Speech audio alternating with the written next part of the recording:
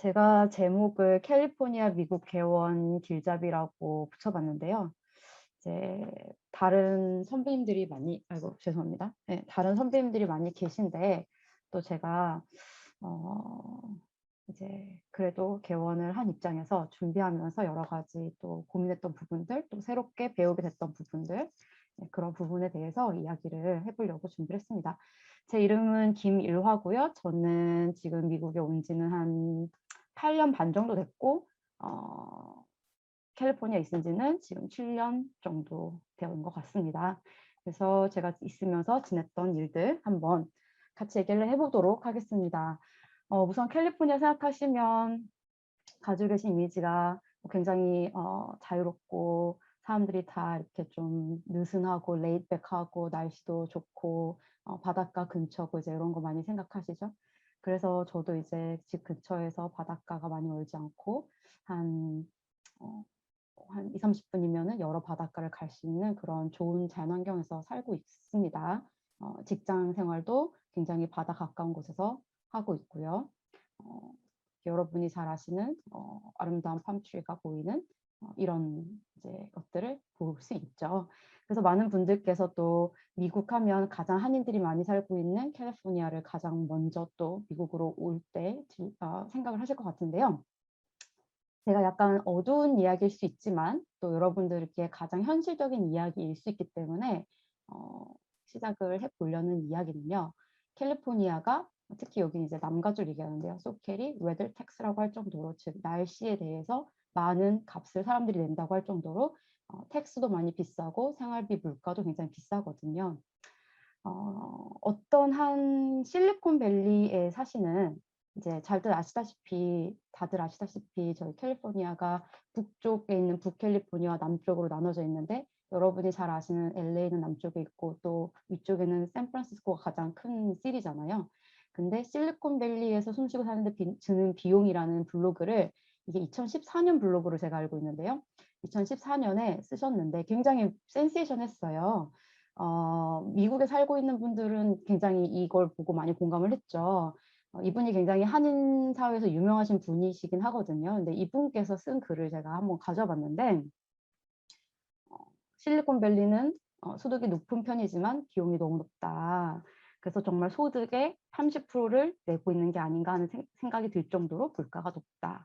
그래서 제가 한번 가져온 내용을 보시면 오렌지 카운티, 캘리포니아의 오렌지 카운티 같은 경우에도 미국 전역에 비해서 물가가 50% 이상 높은 편이고요. 하우징 같은 경우에 주거 비용은 157%에 육박하는 굉장히 높은 비용을 가지고 있죠. 다른 것들도 전반적으로 많이 비싼 편입니다. 뭐 가스값 같은 거 대표적으로 저희는 이제 자동차를 많이 타고 다니니까 기름 기름값 이런 거 굉장히 많이 비싼 편이죠.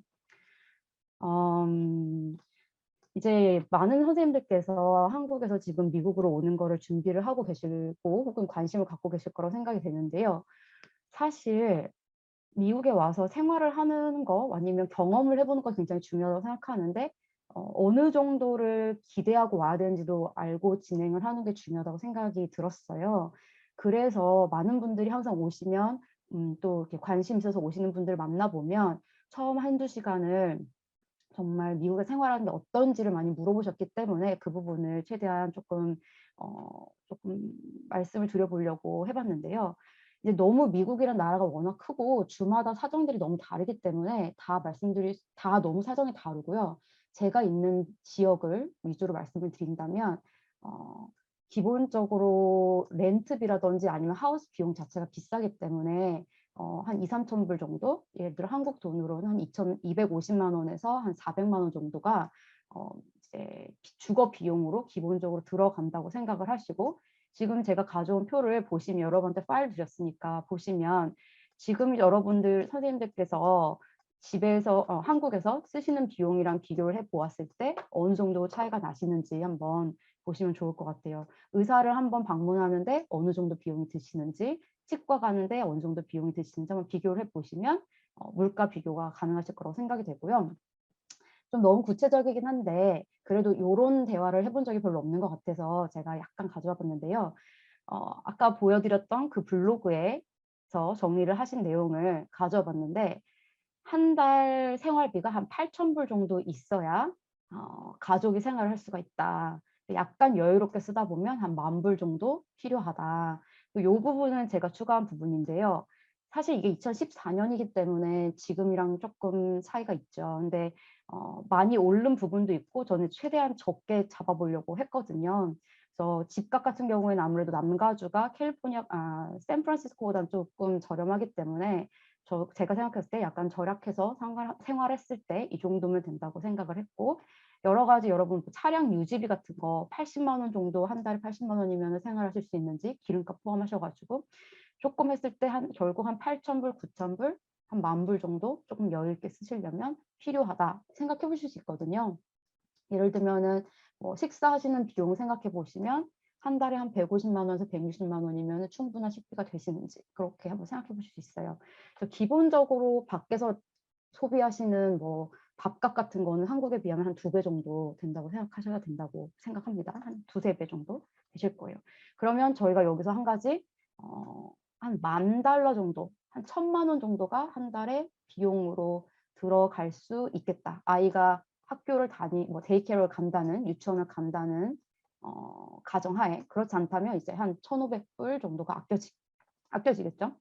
그런데 그럼 $10,000면 1,000만 원인데 $10,000를 1,000만 원을 미국에서 월급으로 버신다면 연봉이 얼마가 되어야 하느냐, 이걸 계산을 해보면 $16만 달러가 되거든요. 그럼 이게 얼마나 큰 비용인지, 그래서 한국인 선생님들께서 미국에 오셔서 이제 진료를 보신다든지 직장을 잡는다든지 사업을 계획하실 때 어느 정도를 계산을 하셔야 되는지, 네, 그 부분을 한번 가져봤습니다. 현재 샌프란시스코의, 이건 현재는 아닌데요. 2019년에 샌프란시스코의 패밀리 인컴, 평균 가족 단위의 평균 인컴, 엄마랑 아빠가 같이 돈을 버는 경우도 있고 혼자 버는 경우도 있겠죠. 13만 5천 불. 그다음에 오렌지 카운티 같은 경우에는 한 10만 불 정도 되고요. 이게 2019년이니까 역시 지금 조금 올라서 한 11만 불 정도가 미디엄 인컴이 되겠죠. 중간값이 될 텐데 저희가 아까 말씀드렸다시피 한 10,000불 정도 있어야지 아이를 기르면서 살 수 있잖아요. 그러니까 한 10,000불 정도를 벌면 사실 많은 비용을 저축하고 이렇게 할 수 없이 생활을 하게 된다는 거죠. 그래서 10,000불이라는 거를 머릿속에 한번 기억해 보시면, 그렇다면 제가 이것도 따끈따끈하게 지금 가져온 거긴 한데 값이 많이 정확하진 않아요. 왜냐면 이 웹사이트 자체가, 제가 웹사이트 밑에 적어놨는데 웹사이트 자체가 사람들이 자기의 인컴을 올려가지고 비교하게 되는 건데 많은 숫자가 있지 않기 때문에 샌프란시스코의 에버리지 베이스 샐러리는 시간당 한 33불, 한 35,000원, 4만 원 정도. 에버리지 베이스 샐러리는, 베이스 샐러리라고 하면 여기에다가 플러스 뭐 인센티브가 붙는 거겠죠. 1년에 한 6만 불이라고 나왔는데 제가 볼 때는 이제 뭐 6만 불 정도 중간값은 되겠지만 뭐 그거보다는 조금 더 한 7, 8만 불 정도 되시는 분들이 많이 있을 거라고 생각을 하긴 합니다. 그냥 이건 제 경험으로. 그런데 연봉이 6만 불인 분이 이제 세금을 내게 돼요. 페더럴 인컴 텍스를 내게 되고요. 이거는 이제 미국 페더럴 거버먼트 내는 거고, 그다음에 캘리포니아 자체도 굉장히 그 스테이트 텍스가 비싼 곳 중에 하나이기 때문에 10% 가까운 걸 내게 되면 31%를 세금으로 내게 되면 본인이 이 한 6만 불 정도의 돈을 번다고 생각했을 때 가지고 계시는 금액은 집으로 가져오는 텍스 이후에 한 달에 한 3,000불 정도가 됩니다. 네, 3,400불 아니면 혹은 가족이 있는 경우에는 텍스가 좀 낮아지기 때문에 한 4,000불 정도가 돼요. 그러면 사실 한 6만 이제 뉴 그레이주에이트, 그러니까 졸업을 하고 얼마 안 된 사람들은 이거보다 낮은 인컴으로 시작하는 분들도 분명히 있을 거예요. 그렇지만 한 중간값이 한 6만 불에서 한 6, 7만 불, 뭐 8만 불 사이라고 봤을 때 사실 가족이 있는 분들이 혹은 혼자 사는 사람도 굉장히 넉넉하게 생활할 수 있는 정도는 아니죠. 아까 저희가 봤지만 집값만 해도 방 하나짜리 집이 한 지금 저희 동네 시세로는 한 1,800불, 2,100불에서 1,800불 사이거든요. 그러면 집값을 내고 나서 남는 금액이 자동차값 내고 그럼 필수적으로 가지고 있어야 되니까 남는 금액이 별로 없잖아요. 그래서 한국과 미국, 특히 캘리포니아 지역을 말씀드렸을 때 생각하셔야 되는 부분이 우리의 기본적인 물가가 좀 많이 다르기 때문에 한번 생각을 해보셔야 되는 부분이 있습니다. 그래서 그렇다면 다른 한의사와 비슷하다고 생각되는 비슷한 점이 있는 다른 프로페션들은 어떤 정도의 연봉을 받고 있는지, 이것도 이제 중간값이긴 한데, 예를 들면 저희가 이제 잘 알고 있는 카이로프랙틱 같은 경우에는 한 10만 불 정도 연봉이 되는 것 같아요. 그다음에 이제 닥터는 워낙에 자기가 전공이 뭐냐에 따라 다르지만 약 20만 불에서 30만 불 사이 돈을 버는다고 생각을 하시면 요렇게 한번 제가 계산해 봤는데요. 한 연봉이 한 15만 불 정도 된다, 한 명이. 혹은 기혼자가 두 명이 연봉이 한 15만 불 정도 된다 하면 세후에 한 8,000불에서 한 8,500불 정도를 가지고 오실 수 있죠. 집으로 매달. 그래서 한 요 정도 되시면 그래도 조금 아까 저희가 말씀드렸던 한 10,000불, 8,000불에서 10,000불 사이에 비용을 커버하실 수 있는 연봉이 되시겠죠. 그래서 이렇게 되면은 굉장히 큰 돈인 것 같기도 하지만 또 이제 전문직이라고 볼 수 있는 직장을 가진 아빠가 엄마가 혹은 혼자 돈 벌 수도 있는 금액, 혹은 부모가 함께 맞벌이를 할 수 있는 금액, 이 정도 금액이 된다고 생각을 해보시면 될 것 같아요. 물론 카이로프랙터 같은 경우에도 미디엄 인컴은 한 10만 불 된다고 했을 때 초심자가 받는 금액은 이제 좀 더 확실히 낮게 됩니다. 자, 그렇다면 제가 이제 캘리포니아 지역에서 한국에서 원장님들께서 처음 오셨을 때 이 정도는 내가 그래도 생활할 수 있을 정도로 준비를 금액적으로라든지 파이낸셜리 좀 하실 수 있도록 말씀을 드렸는데요. 예, 사실 15만 불이라는 말씀 드렸지만 이게 적은 돈 아닙니다. 굉장히 큰 금액이고요. 그리고 저희가 이제 미국에 와서 생활을 하고 혹은 미국에서 한의원을 혹은 한의사를 혹은 어떤 공부를 해본다는 부분이 꼭 돈으로만 이렇게 가치가 맡겨지는 건 아니잖아요. 그래서 근데 하나의 이제 참고 사항으로 제가 말씀을 드린 거고요. 캘리포니아 한의원을 개설하시려면 어떤 절차를 거치게 되는지를 우선 제일 먼저 말씀을 드릴 건데요. 이게 저도 사실 이 부분을 다 공부하고 다 완벽하게 알고 개설을 하지는 못했어요. 이제 생활하는 게 바쁘고 또 하다 보니까. 그래서 저는 지금 이번에 준비를 하면서 최대한 조금 큰 그림을 머릿속에 그리시고 이런 식으로 한국이랑 조금 다르게 진행되는 부분들이 있구나. 이걸 좀 그리시고 각 부분마다 전문가들을 써야 되는 부분들, 사실 이거 다 혼자 할 수 있는 부분이긴 하세요. 근데 그래도 나는 확실하게 하기 위해서 전문가와 함께 하겠다 하시는 분들을 위해서 어떤 전문가를 이제 선택하시면 되는지 그거를 제가 이제 말씀을 드렸고요. 그래서 큰 그림을 그리고 그 다음에 이런 거는 내가 뭐 전문가를 고용할 거지만 고용하면서 어떤 방향으로 가고 있는지만 내가 조금 알고 하면 좋겠다. 그런 생각으로 이제 준비를 해봤습니다. 자, 각 주마다 사업체의 형태와 세법이 다르기 때문에 반드시 해당 주에 확인을 하셔야 되고요. 제가 오늘 가져온 부분은 대부분 이제 캘리포니아에 해당하는 부분입니다. 우선 가장 중요한 것은 로케이션을 선택하는 거죠. 그래서 미국에는 당연히 미국의 리얼 에스테이트도 당연히 로케이션 가장 중요하다. 로케이션이 가장 중요한데요. 어떤 로케이션을 구할 것이냐라는 것은 사실 위치도 중요하지만 여러분 이제 원장님들 다 아시다시피 내가 어떤 유형의 한의원을 계획하고 있느냐가 제일 중요하죠. 제가 이제 한국을 떠난 지도 조금 이제 10년이 거의 가까이 되어 가기 때문에 자세히는 모르겠지만 제가 한국에 있을 때만 해도 한국의 한의원은 좀 많이 비슷했던 것 같아요. 뭐 간호 선생님들이 한 3명, 많게는 더 많이 좀 한 4, 5명 계시면서 원장님과 부원장님이 계시고 거의 한 비슷한 구조들로 그렇게 구성이 됐던 것 같은데요. 사실 이제 미국에 몇 번 와보시고 또 친구분들이 있고 하신 분들 알겠지만 굉장히 다양한 구조를 가질 수 있거든요. 어떤 사업체든 간에 한의원도 마찬가지가 아니고요. 그래서 내가 어떤 유형의 한의원을 가지실 거냐, 그리고 나의 마켓은 어디냐, 나는 한인을 대상으로 한의원을 오픈할 것인지 아니면 백인 사회로 오픈할 것인지에 따라서 또 미국 자체가 뭐 캘리포니아 경우도 마찬가지고요. 굉장히 많은 인종이 섞여서 많은 문화권의 사람들이 섞여서 살고 있기 때문에 그 사람들이 편하게 오고 가는 그 동네들, 그 로케이션도 굉장히 다르거든요. 그래서 그런 걸 또 파악을 하셔야 돼요. 당연히 지역사회 리얼터는 미국 분일 수도 있고 한국 분일 수도 있겠죠. 내가 미국 마켓을 타겟으로 한다면 당연히 그 마켓을 가장 잘할 수 있는 미국 사람을 쓰는 게 좋을 거고요. 나는 한국어가 더 편한 그런 환자분을 보고 싶다 하면 또 그걸 참고하셔가지고 이제 하시면 되겠죠. 그리고 이제 한 가지 참고로 말씀드릴 것은 리얼터를 쓰는 거를 좀 두려워하실 수도 있는데 미국에서는 리얼터를 사용하는 게 이제 제가 이제 어딘가를 들어가려고 하는 사람 입장에서는 피를 내는 게 하나도 없어요. 그렇기 때문에 편하게 리얼터들에게 연락을 하셔가지고 그중에 가장 나와 마음이 잘 맞는 분과 계약을 뭐 계약도 아니고 그냥 여러 가지 여러 가지 이제 오피스를 보시면 돼요. 그래서 보셔서 뭐 시간도 정해진 게 없고 그냥 쭉 보시면 되기 때문에 리얼터 분들께 좋은 아이디어를 얻는 걸 추천드리고요. 또한 한국에도 이런 게 요즘 많지만 뭐 인터넷 커뮤니티라든지 인터넷 사이트 그래서 특히 대표적으로 이제 커머셜 저희가 지금 아파트나 집을 구하는 게 아니라 상가를 구하는 거기 때문에 룻렛이라는 곳이 굉장히 유명하거든요.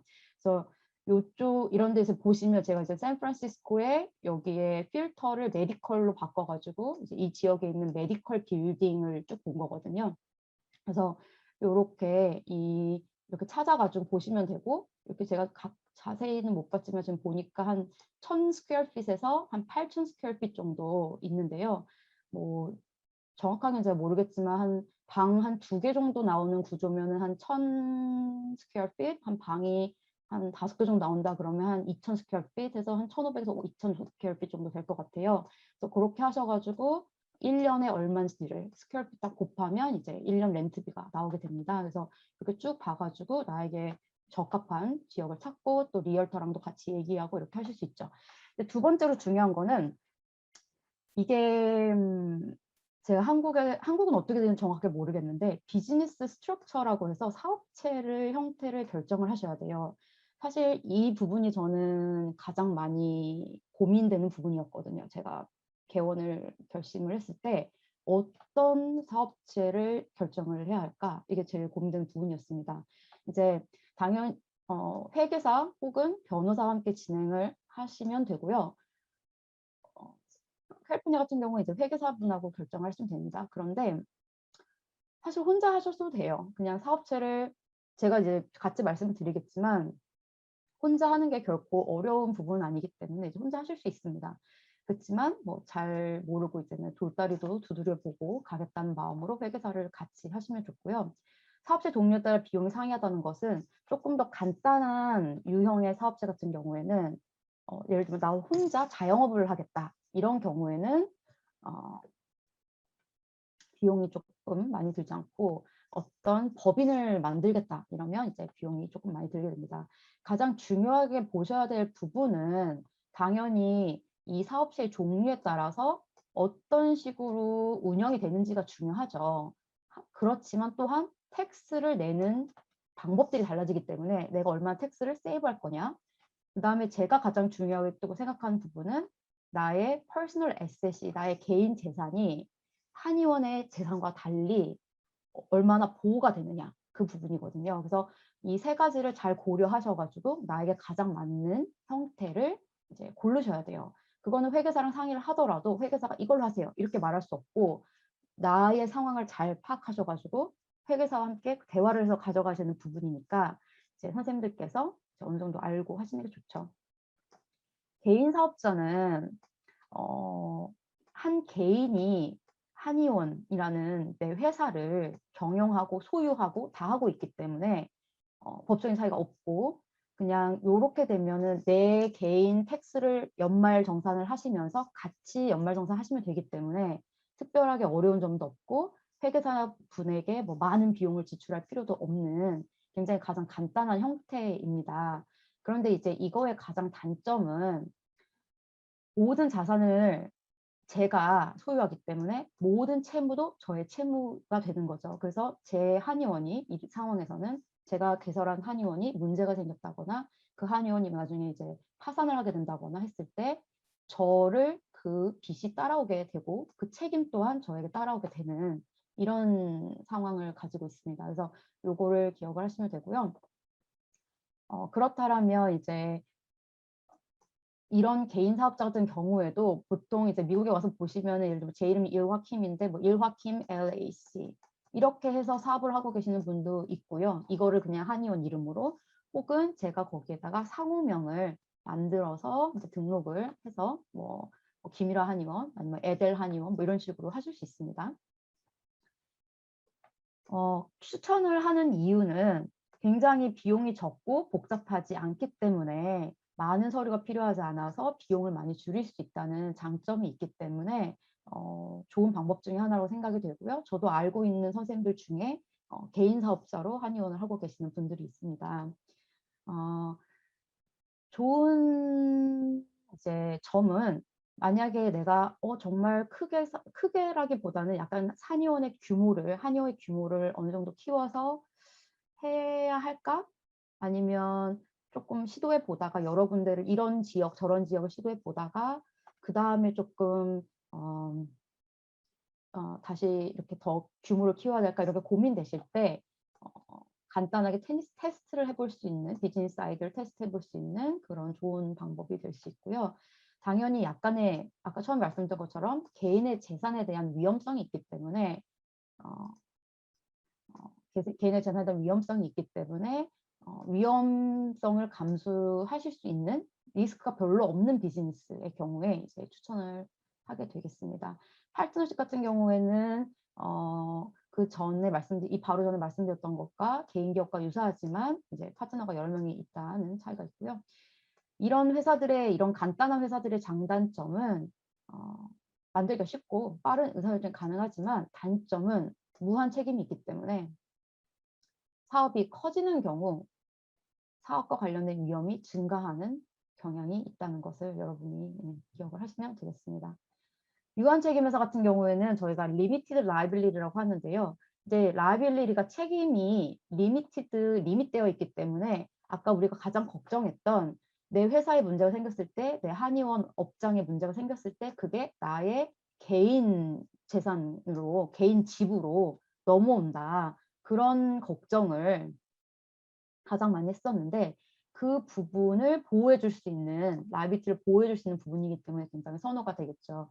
그래서 조금 복잡한 얘기긴 한데요. 이런 경우는 수익에 대한 부분을 회사 납부하지 않고 개인별 소득세 신고에 반영해서 법인세를 따로 내지 않아도 되는 그런 장점이 있고 이때 내가 다 가져온 나의 소득세 부분에 대해서는 회사의 그 인컴을 제가 다 소득세로 가져왔잖아요. 제 걸로. 그 부분에 대해서는 이제 15%의 사회보장세 이게 이제 한국에서 말하는 약간 사대보험 개념인데 라고 저는 생각하는데 이제 그런 부분을 내야 된다라는 부분이 있습니다. 근데 이제 요게 뭐 뉴욕이나 뉴저지에서는 지금 선생님들께서 LLC로 많이 활동을 하고 계시는 것 같은데 캘리포니아에서는 아큐펑처 코퍼레이션은 LLC를 못 쓰게 되어 있습니다. 그래서 캘리포니아에 해당하지가 않는 부분이에요. 캘리포니아도 LLC들이 많이 있지만 이제 아큐펑처라든지 아니면은 이제 메디컬 선생님들은 LLC 사용할 수 없도록 이렇게 되어 있습니다. 이 부분은 제가 자료를 드렸기 때문에 넘어가 볼 거고요. 이제 연방세 저희가 이제 세금을 낼 때 법인세가 있고 개인세가 있는데 개인소득세가 있는데 이 부분들을 이제 어느 정도 내가 조정하느냐에 따라서 세금을 어느 정도 아낄 수 있는 부분이 있으니까 그런 것도 이제 세무사나 회계사 선생님들하고 상의를 해가지고 이제 할 수 있겠죠. 그래서 한국도 마찬가지겠지만 저희도 이제 페더럴 인컴 텍스 같은 경우에는 스테이트 텍스도 마찬가지지만 텍스 브래킷이라고 해가지고 내 인컴에 따라서 텍스의 레이트 달라집니다. 텍스를 몇 프로씩 내는지가 달라져요. 그래서 이 표는 제가 참고하시라고 한번 가져와 본 거고요. 네. 이제는 캘리포니아에서 저희가 주식회사 법인이라고 부르는 코퍼레이션에 대해서 이제 말씀을 드릴 건데요. 코퍼레이션은 이제 법인이기 때문에 법인세가 부과가 되고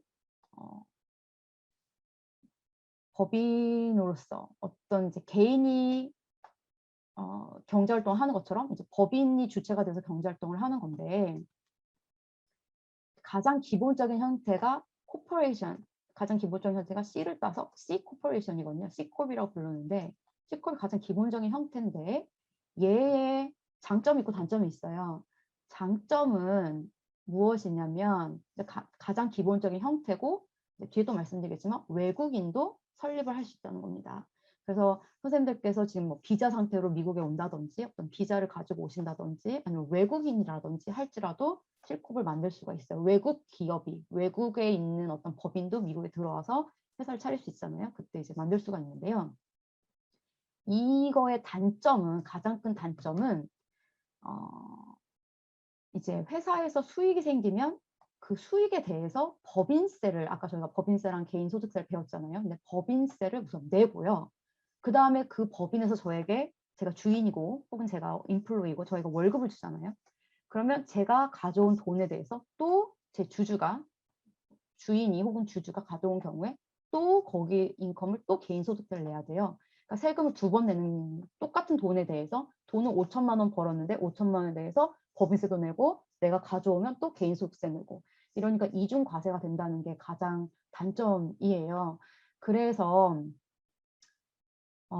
이제 많은 분들이 선호하시는 게 S컵이죠. 저도 개인적으로 S컵을 가지고 있는데 이 S컵으로 이제 변경을 하게 되면 C컵이 가지고 있는 이 이중으로 세금을 내는 이 부분이 없어지고 제가 S컵에서 발생하는 소득을 제 소득으로 가져오면서 개인소득의 세금을 내기 때문에 법인세를 따로 안 내고요. 주에마다 조금씩은 다른데요. 안 내기 때문에 이제 장점이 되는 거죠. 세금을 절약할 수 있는 큰 장점이 됩니다. 근데 이제 얘의 가장 큰 단점은 저희 입장에서는 외국인이 주주로 혹은 주인으로 들어갈 수가 없어요. 그래서 여기에서는 사실 여기 영어로 된 거를 보시면 이게 IRS 가져온 건데 보시면 US 시리즌이 할 수 있다고 US 시리즌만 S컵을 만들 수 있다 이렇게 되어 있거든요.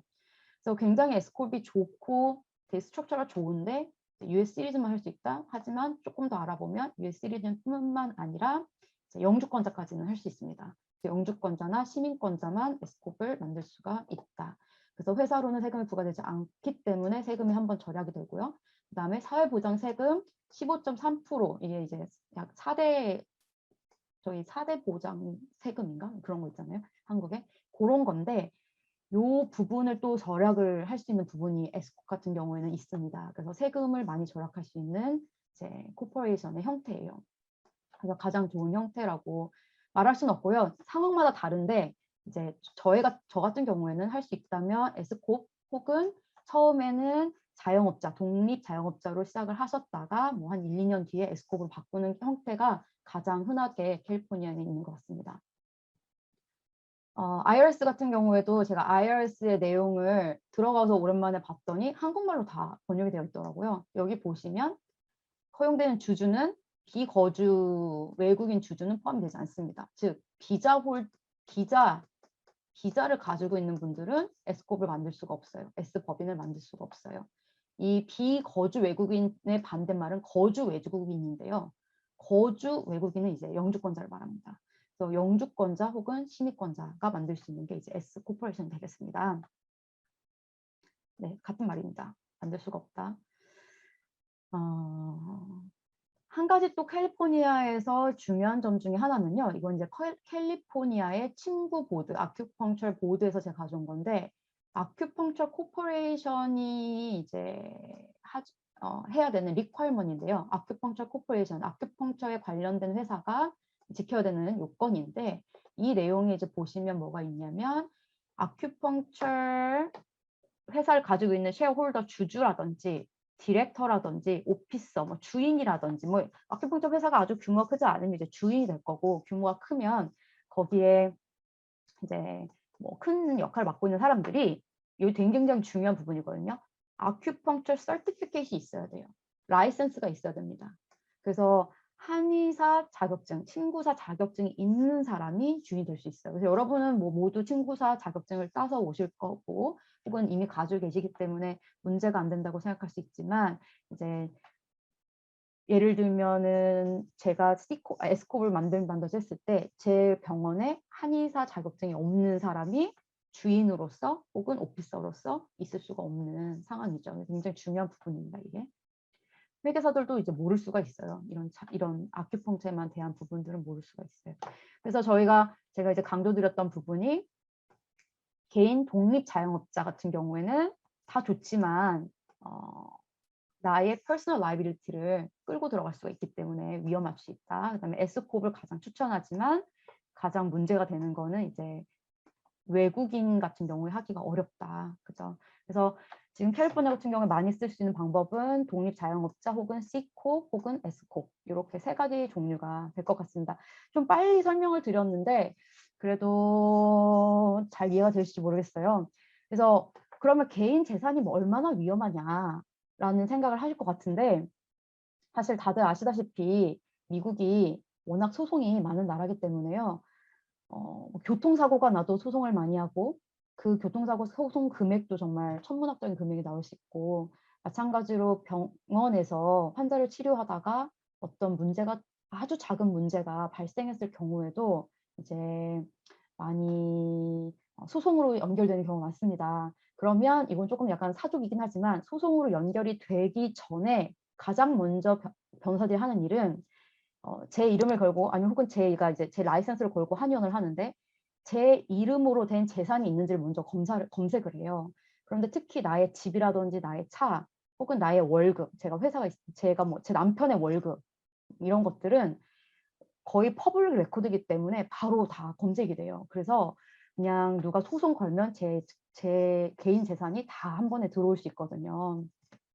그래서 라이빌리티가 굉장히 중요하죠. 안전하게 가는 게 되게 중요한 부분입니다. 그래서 여기까지가 중요하고요. 그 다음에는 여러분들이 이제 잘 쉽게 하실 수 있는 부분이에요. 사업체 이름을 정하는 거. 역시 이름을 정하는 부분도 조금씩 복잡한 부분들이 있을 수는 있지만 기본적으로 사업체 이름을 정하고 사업체를 등록하고 사업체의 이제 텍스 아이디라고 해서 이제 국세청에 세금을 납부하기 위해서 필요한 어떤 절차를 만들어 놓는 것까지는 여러분이 회계사에게 부탁을 하면 회계사가 패키지로 인코퍼레이트를 만드는 회사를 만드는 패키지로 대부분 다 도움을 주십니다. 그래서 회계사분하고 이제 상의를 하셔서 사업체 이름 이거 써도 되나요? 사실 쓰면 안 되는 쓰지 못한 이름들이 많이 있어요. 근데 그런 거는 이제 회계사분하고 상의를 하셔가지고 하시면 되고요. 정할 때 막 서류가 많으니까 어떤 서류가 뭔지 헷갈리실 수 있는데 우선은 내가 이런 이름을 하겠다 하고 그 이름이 괜찮다고 하면 그 이름을 예약을 해놓게 돼요. 그래서 이게 보통 60일 정도 예약이 되는데 캘리포니아 같은 경우에는 제가 이제 주 정부에 60일 동안 나는 이 이름을 쓰려고 생각합니다. 예약을 해놓고 다른 사람이 못 쓰게 예약을 해놓고 이제 이런 홈페이지에서 페이지에서 예약을 하게 됩니다. 다 인터넷으로 할 수 있기 때문에 사실 혼자 할 수 있어요. 그다음에 사업체를 등록하게 되고요. 마찬가지로 그런 홈페이지에서 혼자 할 수 있지만 회계사의 도움을 받을 수 있고 제가 회계사님들한테 여러분에게 이제 에스티메이트를 받았었는데 얼마에 해줄 거냐고 에스티메이트 받았었는데 뭐 한 1,000불에서 2,000불 사이 정도로 다양하게 금액이 있었습니다. 그래서 약간 뭐 이 정도 있었고 그다음에 사업체를 이제 등록을 주 정부에 등록을 해야 되겠죠. 이런 부분을 이제 회계사님하고 상의해서 하시면 되고 비용도 크지 않고요. 이제 등록을 하는 폼인데요. 등록하실 때 회사 이름, 주소, 비즈니스 주소, 그다음에 누가 이제 오피서가 되고 디렉터가 되고 할 건지, 어떤 타입의 비즈니스인지, 헬스케어, 뭐 아큐펑처 이런 것들을 이제 등록을 하게 되고요. 또 중요한 것 중에 하나가 저희는 텍스를 내야 되는데 사업체를 가지고 있는 경우 아까 LLC라든지 아니면 뭐 코퍼레이션, Ccorp, Scorp 이런 경우는 저희가 납세 번호를 이 법인에게 주는 납세 번호, 텍스를 나는 이 번호로 내겠다. 이런 번호를 받아야 됩니다. 만약에 직원이 없는 아까 우리 말씀드렸던 개인 사업자 혼자 하는 개인 사업자 가장 간단한 경우죠. 이 경우는 그냥 이게 저희의 이제 SSN 넘버 요거는 주민등록번호거든요. 그러니까 그냥 주민등록번호로 세금을 납부하시면 돼요. 혼자 하는 거니까. 하지만 회사가 있는 경우는 EIN을 이걸 텍스 아이디라고도 부르고 EIN이라고 부르는데 이 EIN을 발급을 받아야 됩니다. 요것도 우리가 당연히 incorporate 내가 회사를 만들겠다고 하는 그 패키지를 회계사랑 같이 하시게 되면 회계사가 다 만들어줍니다. 그리고 혹은 나는 혼자 하겠다. 그러면 혼자 무료로 만드시면 돼요. 만드는데 시간이 한 2시간밖에 안 걸리거든요. 만드시면 되는데 어려운 부분은 아니지만 굉장히 중요합니다. 지금 저희가 10번까지 갈 건데요. 10번까지 가는 과정 중에 이 과정은 너무 중요한 과정 중에 하나예요. 텍스 아이디가 꼭 필요합니다. 내가 회사가 있는 경우에. EIN 신청을 하시면 되고 한국말로 되어 있기 때문에 가셔서 하시면 됩니다. 그 다음에는 이제 저는 한의사로서 친구사로서의 뭐 프로페셔널 라이센스는 가지고 있겠지만 도시 혹은 그 뭐 지방 그 지역에 나 이렇게 비즈니스를 하겠다라는 퍼밋을 받아야 돼요. 라이센스를 받아야 돼요. 그래서 요거를 이제 제가 만약에 지금 뭐 로스앤젤레스 시리에서 비즈니스를 하겠다. 그럼 로스앤젤레스 시리에다가 비즈니스 퍼밋을 받아야 되고요. 요거는 회계사가 안 해주더라고요. 직접 하셔야 돼요. 그래서 시티에 가서 홈페이지가 없네요. 지금 시티에 가서 하시면 되고 보통 1년마다 소정의 금액을 내면서 이제 계속 갱신을 하게 됩니다. 그 다음에 이제 은행 계좌를 열고요. 제가 쓰는 개인 금액과 회사가 쓰는 금액을 분리해야 되기 때문에 은행 계좌를 열어야 되고 크레딧 카드 열고 이제 이걸 비용을 쓰게 되는데 열기 위해서는 납세 번호가 필요합니다. 그래서 요거를 먼저 하시고 그 다음에 납세 번호를 받으시고 그 다음에 제가 비즈니스를 만들었다는 서류 그 다음에 비즈니스 라이센스 요걸 들고 이제 은행에 가서 어카운트를 열게 되는 거죠. 그래서 여기에서 이 어카운트에서 이제 뭐 랜롤드, 그러니까 집주인, 그 건물 주인한테 건물주에게 뭐 돈도 주고 이제 뭐 물품도 사고 이렇게 해야 되죠. 그다음에 또 제가 이제 계속 강조드리는 게 라이빌리티잖아요. 책임. 나를 위험에 처하지 않도록 내 사업체와 나를 보호하기 위한 이런 장치들이 굉장히 중요해서 사업체 보험을 가입해야 돼요. 이때는 혼자 가입하셔도 되고요. 당연히 혼자 가입하면 가격이 좀 더 싸지죠. 혹은 이제 보험 에이전트의 도움 받으면 됩니다. 많은 분들이 보험을 하고 계시기 때문에 찾는 게 어렵지 않고요. 보험 에이전트 도움을 받으면 되는데 어떤 두 가지 보험을 꼭 가지고 계셔야 되냐면 프로페셔널 말프랙티스 인슈런스 가지고 계셔야 돼요. 이거는 이제 저는 이제 전문인 책임 보험이라고 여기를 이제 이렇게 제가 해석을 했는데 제가 아큐펑처이기 때문에 아큐펑처 침치료, 뭐 부항 침치료, 커핑, 그죠? 부항 침치료 혹은 뭐 뜸 치료, 뭐 어떤 이제 IR 인프라레드 하시잖아요. 적외선 이런 치료에 대해서 환자가 뭐 다쳤다든지 그걸 하다가 뭐 화상을 입었다든지 치료를 하다가 뭐 어디가 손상됐다든지 이런 부분이 있을 때 그 부분 이제 소송으로 가거나 이런 경우에 그거에 대해서 책임을 보상해주는 이제 보험이죠. 꼭 들으셔야 돼요. 제가 알기로는 1밀리언에 3밀리언을 책임 보험을 들어야 되는 걸 알고 있는데 이렇게 들으셔야 되고 그다음 배상 책임 제너럴 라이빌리티 인슈런스는 나의 업장에서 누가 넘어진 거예요. 제 환이 와서 누가 넘어졌다. 걸어가다가 넘어졌다. 뭐 이런 일들이 있을 때 이제 배상해 줄 수 있는 건물에서 누가 이렇게 미끄러졌다. 이런 배상 책임 보험 이렇게 두 가지를 이제 꼭 들게 됩니다. 그래서 이것도 마찬가지로 뭐 어떤 회사를 들을 거냐 하면 회사는 여러 군데가 있지만 가장 많은 분들이 하시는 걸로 이제 하시면 됩니다. 그다음에 사회보장보험도 이제 사실은 보험에 들어가긴 하는데요. 이거는 제가 알기로 이제 자영업자 혼자 하시는 분들은 안 내게 되는 경우도 있는 것 같아요. 그렇지만 이제 이거는 제가 나중에 은퇴하고 나서 도움을 받을 수 있는 거고 또 월커스 컴펜세이션 이게 내가 일하다가 내 몸이 다쳤을 때 그죠? 치료받을 수 있는 부분이고 하기 때문에 월커스 컴펜세이션이 상해보험이거든요. 직장 상해보험이라서 제가 치료하다가 허리를 다쳤다. 그러면 이제 치료받을 수 있고 이런 부분이고 그다음에 언임플로이먼트 같은 경우에는 제가 일을 하다가 사업도 마찬가지죠. 사업체에서 제가 월급 받고 일을 하다가 사업을 못하게 됐다. 직장을 잃었다. 그러면 얼마 정도 나라에서 뭐 한 50% 60%를 커버해주는 이런 것들 일을 하다가 다쳐서 1년 동안 일을 못하게 됐다. 그런 걸 보장해주는 보험을 이제 들게 되는데요. 이런 것들도 이제 회계사랑 상의하셔서 보통은 페이롤 나갈 때 같이 나가기 때문에 페이롤이라는 월급을 회계사랑 이제 상의해서 저에게 줄 때 하게 되기 때문에 할 수 있습니다. 그래서 보험 에이전트와 회계사의 도움을 받아서 이제 사업체 보험을 가입을 하게 되고요. 이거를 안 들으면 안 되냐, 나는 그냥 별로 위험하게 치료하지 않는데 라고 하시는 분도 있어요. 사실 라이빌리티, 이 말프랙티스 인슈런스 없이 치료하신 분도 분명히 있을 거예요. 없지 않으신데요. 만약에 저희는 이제 마지막에 이제 건강보험 네트워크 가입한 얘기를 할 건데 네, 건강보험 네트워크라는 거는 이제 국민건강보험 같은 그런 게 미국에는 이제 사보험으로 여러 개가 있거든요. 거기에 내가 가입을 할 때는 이 프로페셔널 말프랙티스 인슈런스를 무조건 요구합니다. 그래서 꼭 있어야 되는 부분이에요. 비용은 한 달에 한 달이 아니라 한 1년에 한 150불에서 한 300불 사이 정도 되고요. 내가 일주일에 뭐 10시간 일하는 한의사인지 40시간 일하는 한의사인지 그런 거에 따라서 약간 금액은 차이가 있습니다. 오케이. 그다음은 네. 그래서 제너럴 라이블러리, 그다음에 프로페셔널 라이블러리 이거는 제가 뭘 커버해 주는 건지 이제 간단하게는 설명을 드렸고요. 내가 예를 들면 명예훼손 환자가 나에게 명예훼손 당했다고 한다. 뭐 여러 가지 이런 부분들을 뭐 다 예, 커버를 해 주기도 합니다. 말프랙티스하고 제너럴 라이블러리. 그다음에 MPI 넘버를 발급받아야 되는데 사실 8번까지는 어떤 회사를 하시든지 내가 떡볶이 회사를 차리겠다. 하셔도 8번까지는 다 동일하게 가셔야 되는 부분이에요. 그런데 사실 한의사는 이제 메디컬 프로바이더이기 때문에 의료 공급자잖아요. 그래서 의료 공급자로서 하셔야 되는 부분들이 이제 9번부터 나오는데요.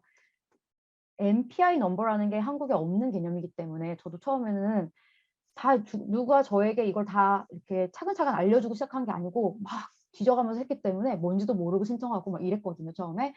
그런데 MPI 넘버라는 거는 이제 뭐냐면 National Provider Identifier. 그래서 이 넘버는 10개 숫자로 되어 있고요.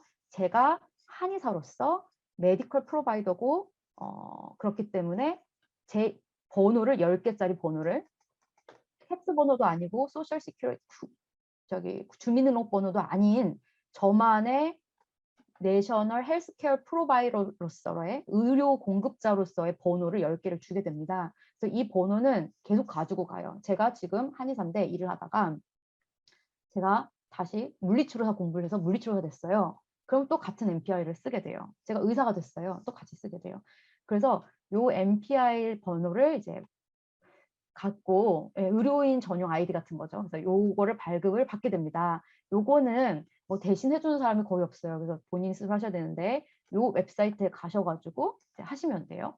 요 웹사이트가 이것도 몰라서 막 했었는데 여기를 가시면 가장 먼저 하셔야 되는 게 이제 MPI를 만드는 거다. 이걸 기억하시고 MPI 어디서 만드냐? 웹사이트에 가셔서 요걸 클릭하셔서 이제 따라서 만드시면 됩니다. 그래서 MPI를 만드셨으면 그 다음에 해야 되는 일은 보험회사에 가입을 하는 거예요. 이 부분이 이제 조금 복잡해지는데요. 이미 미국을 여러 번 와보셔서 좀 미국의 상황을 아시는 분들은 이해하기가 쉬울 텐데 한국에 없는 개념이기 때문에 이게 약간 헷갈리실 수가 있어요. 내용이 많다 보니까 제가 말을 좀 빨리 하는데 인슈어런스가 이제 보험회사인데 보험회사의 네트워크라는 게 있는 거죠. 그룹. 나의 그룹 안에 내가 들어갈 거냐 안 들어갈 거냐. 그래서 각 건강보험사별로 예를 들면 저는 앤썸이라는 보험회사를 예로 들어보겠습니다. 앤썸이 보험회사 이름 중에 하나인데요. 사실 미국에서 제일 유명한 유나이티드 헬스인데 그죠? 스탁도 제일 높고 앤썸이라는 건강보험회사를 예로 들었을 때 인네트워크로 나는 들어갈 거냐 혹은 나는 얘네들의 네트워크 안에 안 들어가고 그냥 난 아웃 오브 네트워크 나는 밖에 있는 의사로 있을래. 이거의 장단점을 알고 선택을 하셔야 돼요. 그래서 인네트워크로 들어가려면 아까 말한 보험도 있어야 되고 이 사람들이 나에게 요구하는 계약 내용이 있어요. 너 환자 한 명당 이런 치료는 이만큼만 돈을 받고 해줘. 우리도 한국에서도 침은 얼마, 뭐는 얼마만 공단에서 돈을 주게 정해져 있잖아요. 그래서 그 개념을 적용을 한다고 기억을 하시면 돼요.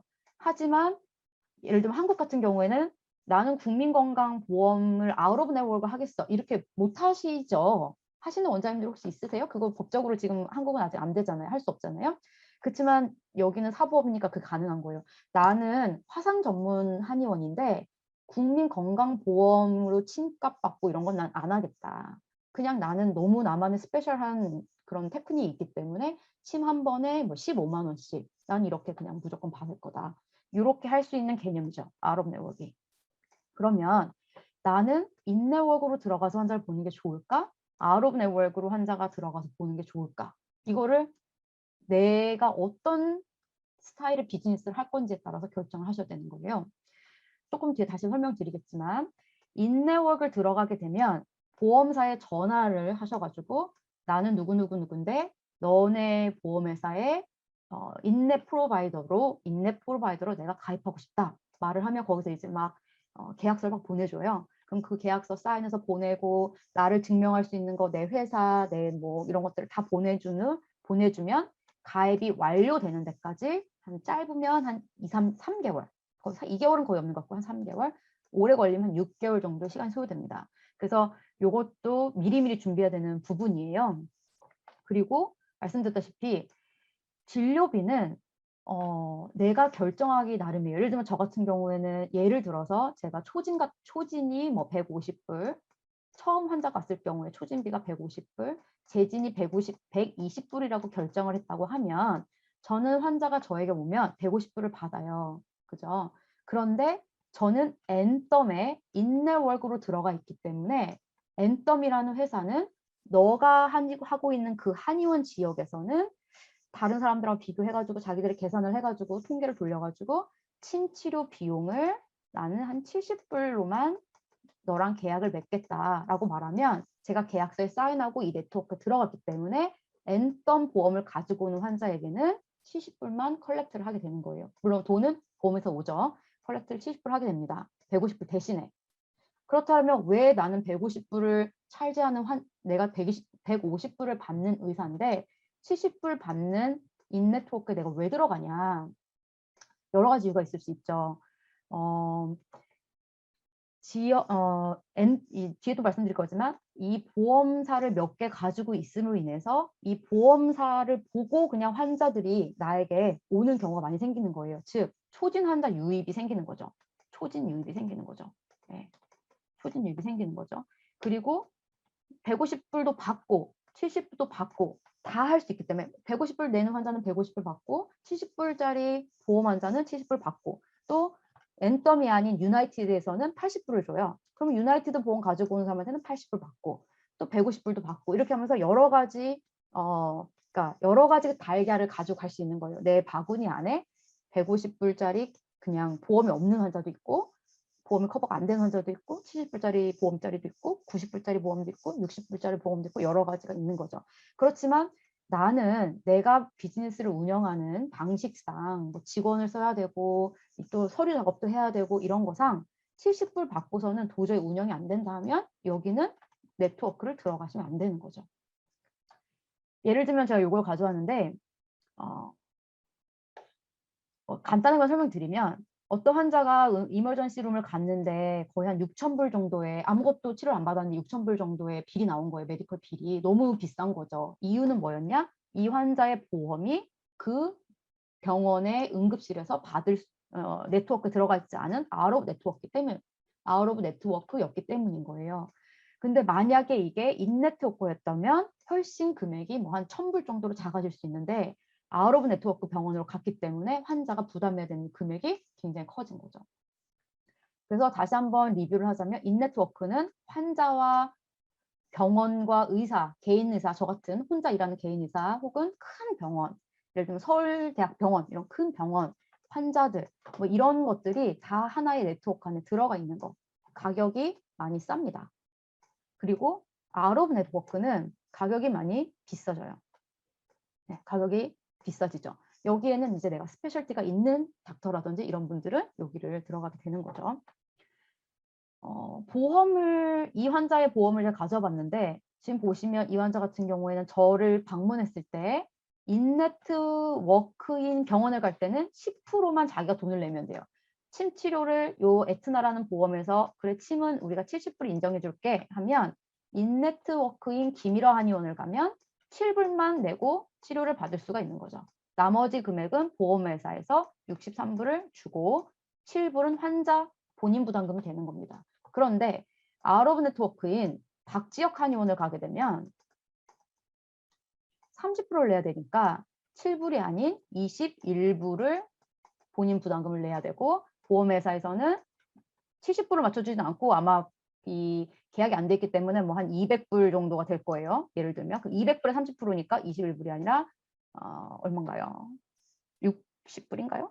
기회 맞나요? 모르겠다. 이 금액을 내게 되시는 거예요. 네. 그러니까 환자는 부담금이 7불에서 이게 60불인가요, 지금? 60불로 부담이 훨씬 커졌죠. 10배가 커졌잖아요. 그럼 환자는 어디를 가고 싶을까요? 네, 인네트워크 병원을 우선적으로 찾게 되겠죠. 환자 입장에서. 좀 싼 데를 가야 되겠다. 이렇게 되겠죠, 당연히. 그런데 박재 원장님은 너무 유명한 사람인 거예요. 이분에게 치료를 받으면 백발백중 낫는다. 그러면 환자가 여기를 알아서 찾아가겠죠. 네, 이렇게 되는 겁니다.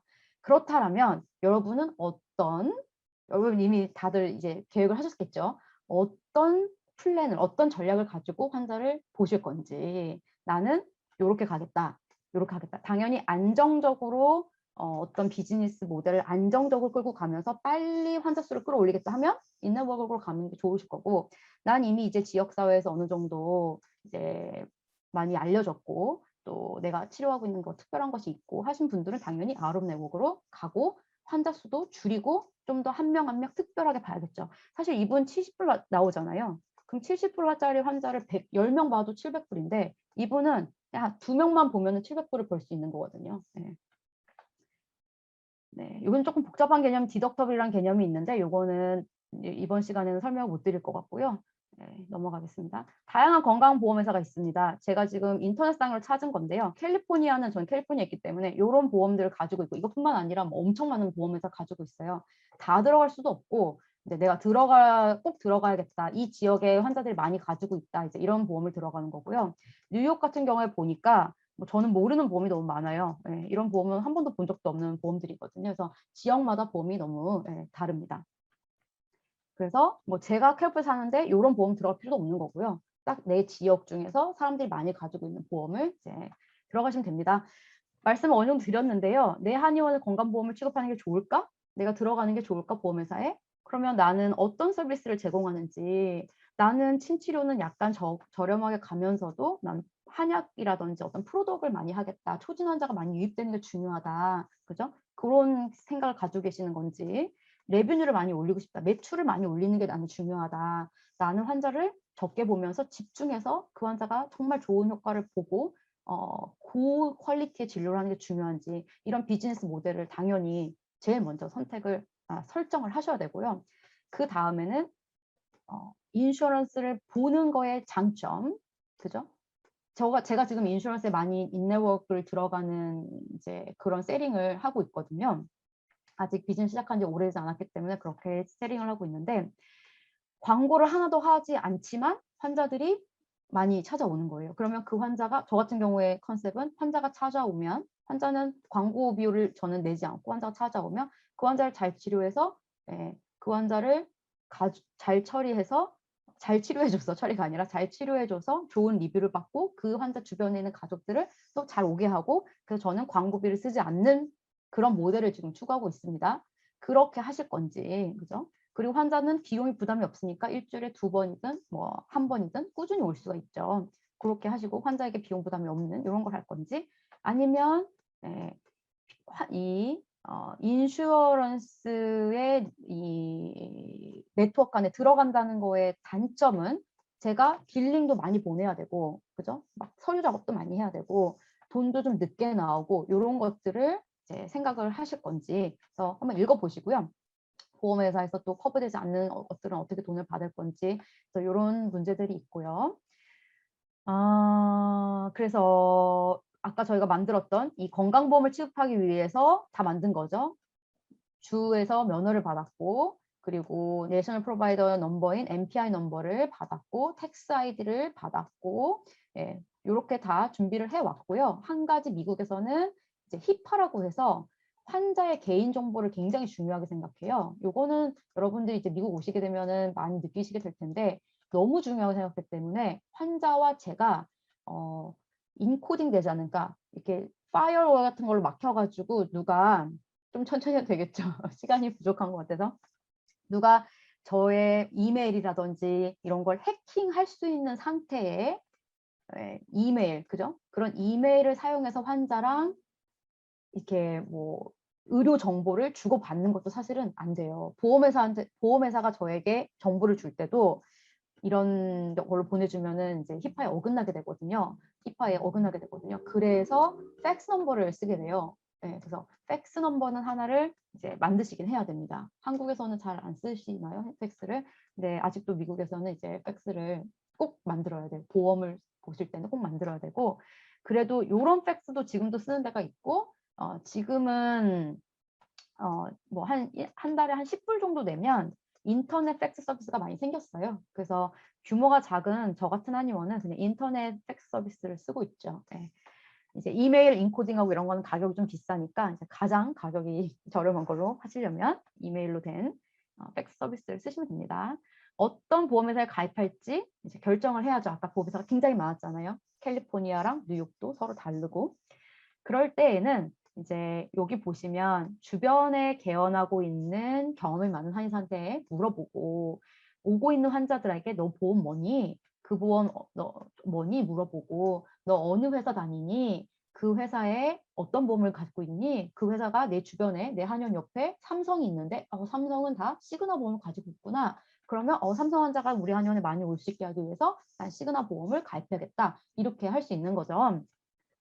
보험 빌링을 알려주는 한국어 영어권의 강의들이 많이 있어요. 그래서 이런 강의들을 이제 수강을 금액은 한 300불에서 500불 사이 정도 하거든요. 영어권 강의도 그 정도 되는데 유명한 것들이 한두 개 있거든요. 그런 강의를 이제 수강을 한번 하시면 아무래도 나중에 미국에 오시게 되면 하시게 되면 이제 이런 부분들은 어느 정도 가닥이 많이 잡히실 것 같아요. 또한 가입은 아까 말씀드렸지만 한 6개월 정도 잡고 보험회사 연락하고 좀 기다렸다가 또 잘 들어갔니? 내 거 정보 다 받았니? 나 너네 보험회사에 들어갈 수 있니? 물어보고 또 좀 기다렸다가 또 한번 팔로업 해주고 그렇게 하는 시간이 한 3개월에서 6개월 정도 소요가 되면 여러분들께서 이제 보험을 받을 수 있는 준비가 다 되시는 겁니다. 그 외에도 병원 의사 간 네트워크, 그죠? 뭐 예를 들면 저 같은 경우에 동네에 내과 선생님들, 뭐 치과 선생님들 많이 알게 되죠. 살다 보면 그죠? 제 환자로도 오시고 그러다 보면 그분들이 또 자기 환자들을 리퍼해주고 이런 경우가 많이 있을 거고, 인적 네트워크, 개인적인 거 혹은 신문이나 인터넷 광고, 그다음에 한국에도 요즘 많겠지만 뭐 맛집 리뷰 사이트 같은 거 있잖아요. 그래서 미국에도 이런 리뷰 사이트가 많이 있어요. 뭐 옐프 대표적으로 옐프라는 사이트도 있고 이 외에도 많이 있는데 요즘 뭐 구글에도 리뷰를 많이 하고, 그래서 이런 리뷰 사이트에다가 뭐 리뷰를 잘 받아가지고 하는 것들, 그죠? 작다 뭐 이런 것들도 있고 이런 데에다가 이제 잘 광고를 하셔서 환자를 마케팅 하시면은 이제 될 것 같고요. 그 외에도 이제 고려할 비용들은 당연히 많죠. 지금 저희가 다 말씀드릴 수 없는 부분이기 때문에 예를 들면 여러분 같은 경우에는 뭐 한약제도 사셔야 되고, 알약 쓰실 거면은 그죠? 그런 보험약 같이 비슷한 그런 것들도 사셔야 되고, 그다음에 회계사에게도 다달이 금액을 줘야 되고, 컴퓨터, 인터넷값, 물값, 뭐 전기세 다 내야 되고 많이 있는데요. 이런 것들은 기본적으로 한국과 많이 비슷할 거라고 생각이 되고 생활하시면서 또 많이 해결될 수 있는 부분입니다. 제가 작년에 녹화를 했던 것 같은데 여러분 아시는지 모르겠는데 하비스트라는 여기 인터넷으로 이제 강의 들으시는 사이트가 최근에 생겼잖아요. 여기에 지금 제 강의가 들어가 있는데요. 내용은 어떤 내용을 제가 넣었냐면 미국의 의료 상황이 한국과 어떻게 다른지, 그래서 조금 내용이 조금 많긴 한데 어떤 의료 시스템이 많이 다른 어떤 의료 시스템을 가지고 있는지를 이해를 하셔야 한의사가 그 안에서 어떤 일을 할 수 있고 어떻게 더 발전할 수 있는지를 조금 아실 수가 있어요. 그래서 보험에 대한 얘기를 제가 한 20분 정도 했고, 그 다음에 지금 대부분은 사실 지금 보험 저희가 말씀드렸는데 보험에서 커버되는 거는요. 얼굴에 침 맞는 거, 예를 들면 페이셜 팔스가 왔다, 그죠? 안면마비가 왔다, 보험으로 커버 안 돼요. 지금 보험으로 커버되는 것은 사실 이제 대표적으로 조금 보험마다 다르긴 한데요. 목 통증, 허리 통증, 두통, 그다음에 뭐 이렇게 나셔스라고 하는데 암 환자들이 이제 암 치료하면서 이렇게 오심, 구토가 증상이 많이 발생하는데 그거에 대한 침치료 이 정도가 지금 커버가 되거든요.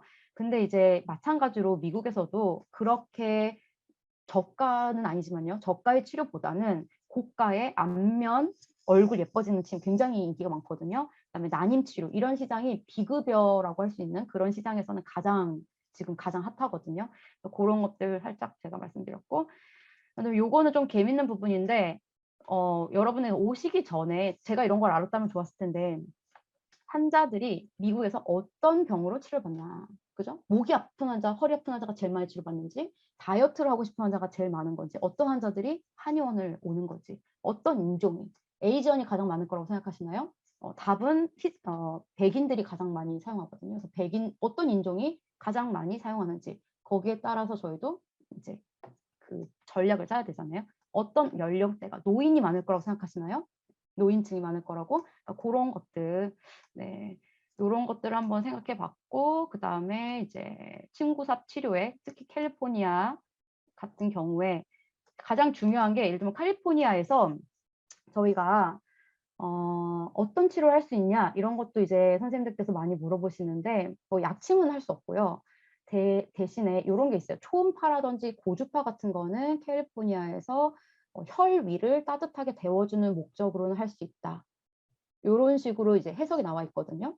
할 수 있다라고는 안 돼 있어. 해라 이건 아니지만 따뜻하게 데워주는 범위에서는 할 수 있다. 이런 식으로 되어 있고 엑스레이를 쓴다든지 혈액 검사를 하는 경우도 진단의 목적으로는 할 수 없지만 이제 환자를 이제 도와주는 목적에서 이제 그렇게 사용할 수 있다고 약간 이렇게 약간 회색으로 그레이 에어리아예요. 그런데 중요한 건 우리는 여기는 이제 안전하게 해야 되기 때문에 내 배상 보험이 라이빌리티 나의 그 프로페셔널 라이빌리티가 얘를 보호를 해주냐 안 해주냐예요. 내가 초음파를 쓰고 고주파를 해서 환자가 다칠 수도 있잖아요. 하다가 번을 입을 수도 있잖아요. 화상을. 그때 배상이 되냐. 배상 책임 보험에서. 배상이 안 된다고 하면 정말 큰 금액을 물어내야 될 수도 있는 상황들도 생길 수 있고요. 이런 것들. 그리고 이제 환자의 집을 방문하는 치료도 많이 할 수 있거든요. 뭐 저는 안 하고 있지만 현재는 그런 사람뿐만 아니라 뭐 물리치료 선생님들이나 이런 분들도 환자의 집에 찾아가서 치료를 해주고 이런 부분들이 있을 수 있는데 한의사도 당연히 왕진을 갈 수 있고요. 지금 한국도 왕진 이런 게 생긴 걸로 알고 있는데 왕진을 갈 수 있는데 그게 대상보험에서 커버가 되느냐 이게 굉장히 중요해요. 왕진을 간 것은 저희가 보험 빌링을 넣을 때 위치가 내가 치료한 위치가 11 코드를 쓰게 되면 오피스에서 치료한 게 되는데 아니면 하스피럴 내가 예를 들면은 서울대학교 병원 안에 들어가서 그 안에 입원해 있는 환자를 치료하는 건 또 다른 코드를 쓰거든요. 그런데 집으로 가는 것도 다른 코드를 써요.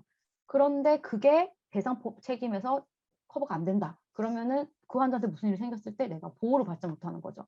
그래서 그런 것들을 조금 아셔야 되고 그다음에 뭐 제가 생각하는 미국 한의계의 이제 전망은 결론을 말씀드리면 저는 뭐 긍정적으로 생각하고 있으니까 미국에 있겠죠. 네, 긍정적으로 생각하고 있습니다.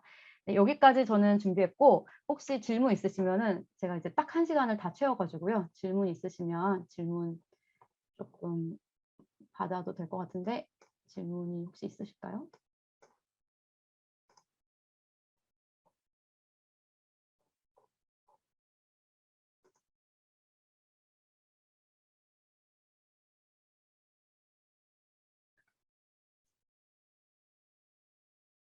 페이닥터로 병원에서 일하는 경우가 많으시죠?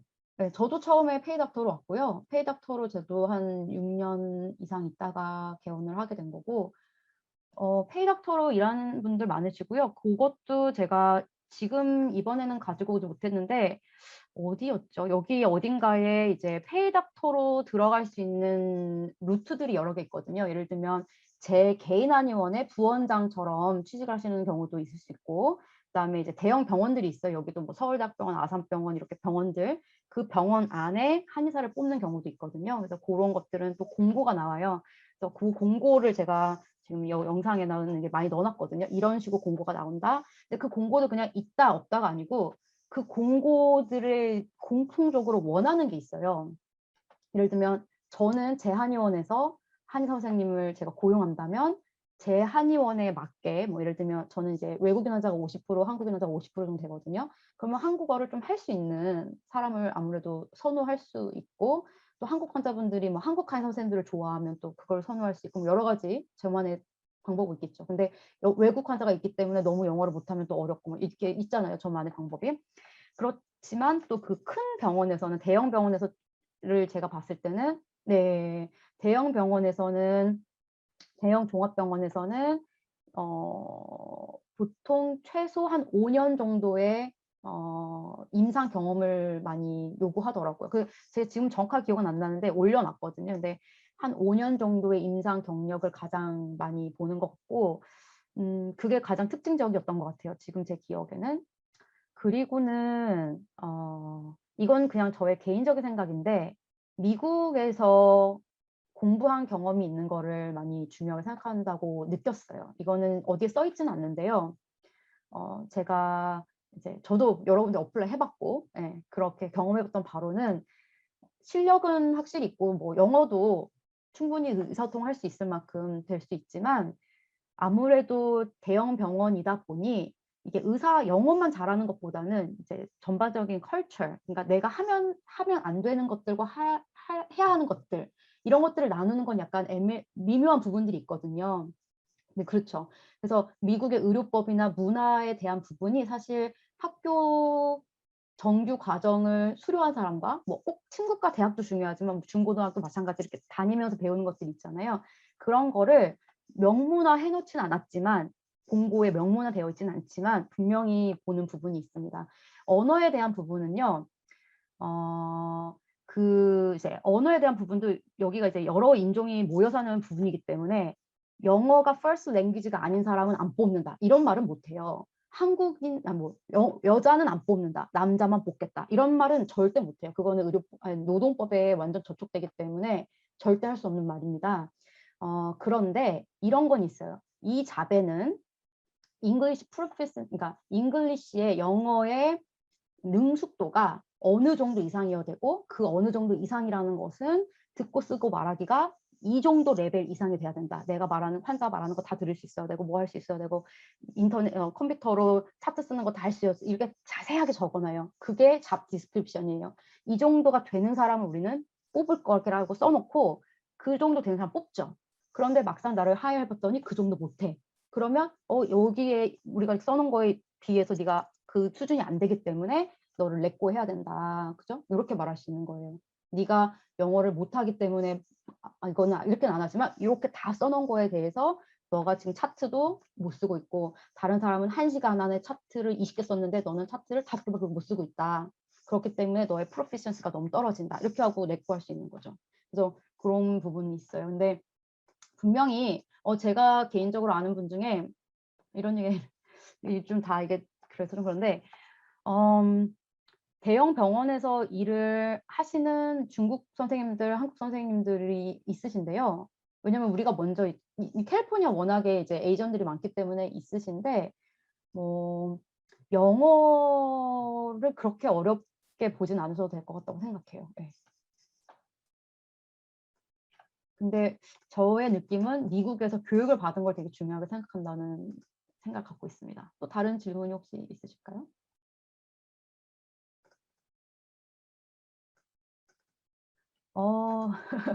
미국의 한의대 과정을 밟는 거는 너무 개인적으로 많이 생각이 다를 수 있을 것 같아요. 제가 그 부분은 잘 모르겠습니다. 저는 개인적으로 지금 미국 한의대에서 강의를 하고 있는데요. 강의를 하니까 또 굉장히 리프레시가 되고 또 저에게도 도움이 되는 부분이 많이 있고요. 교과 과정은 한국의 과정과 많이 다르지 않지만 또 임상을 하면서 많이 까먹었던 부분들이 있으니까 뭐 리프레시도 되고 도움이 되실 수 있는 부분이 있을 것 같아요. 근데 이 최 선생님께서 질문을 주신 건데 미국의 한의대 과정을 통해서 본인이 얻고 싶은 게 어떤 건지 그냥 뭐 예를 들면 라이센스는 그냥 한국 한의사로서 받을 수 있으면 그냥 받으시는 게 당연히 시간과 비용을 절약하시는 거고 나는 미국에서 교육을 받았다는 거를 바탕으로 어떤 다른 거를 하고 싶다. 뭐 대형 병원에 들어간다든지 혹은 어떤 사업을 다른 방향으로 간다든지 그죠? 예를 들면 미국에서는 뭐 이런 거는 다 알고 계시겠지만 병원도 의사가 하는 게 아니잖아요. 한국은 의사 한 명이 병원을 하나만 할 수 있지만 미국은 그렇지 않거든요. 그냥 개인이 해도 돼요, 병원을. 그러면 제가 의사 고용하면 되죠. 근데 그런 과정 중에서 내가 미국의 문화와 언어와 어떤 교육 과정과 이런 것들이 경험적으로 필요하다. 그 내가 대학을 갈 거다라고 한다면 목표에 따라서 그죠. 목표에 따라서 어떤 학교를 갈지를 정하셔야 되겠죠. 그때 꼭 한의대를 가는 게 좋을지 아니면 거기에 도움되는 다른 공부를 하는 게 좋을지를 판단하셔야 될 것 같아요.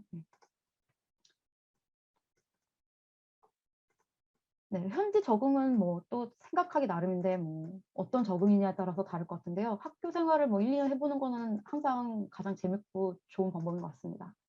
네. 그치만 또 살다 보면 다 적응이 되기 때문에 네. 살고 이렇게 막 이런 거 준비하시다 보면 맨날 영어 읽어야 되고 집에 와서 또 막 찾아보게 되고 하기 때문에 또 어느 정도 할 수 있게 되고요. 당연히 이제 커뮤니티는 중요한 것 같아요. 예를 들면 저도 친구들 중에 이제 메디컬 필드에 있는 친구들이 있기 때문에 이제 그 친구들하고 또 대화하면서 배우는 것도 있고 예.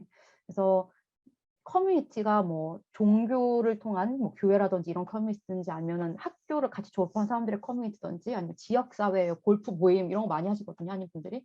근데 그분들이 다 한국말을 하는 사람들이 아니라 다 영어 잘하고 자기 직업 좋지만 이제 또 이렇게 끈끈한 커뮤니티를 하는 거예요. 그래서 고런 거를 또 생각하고 보시면은 될 것 같고요.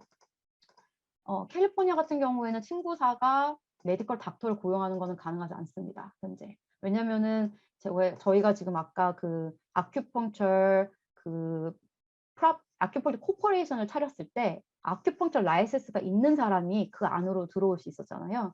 그래서 지금 네 말씀하신 대로 같이 코워크는 할 수 있어요. 그리고 이건 쪼끔 더 복잡한 얘기인데요. 예를 들면 저희는 미국 같은 경우에는 굉장히 다양한 형태의 고용이 존재하거든요. 제가 박재 원장님하고 이승민 원장님 다른 강의하신 거 잠깐 들어봤을 때 다양한 이제 고용에 대해서 얘기를 해 주셨는데 그 굉장히 중요한 부분이에요. 예를 들면 한국 같은 경우에는 한의사가 대부분 풀타임으로 40시간, 50시간 한 한의원에서만 일을 하시잖아요.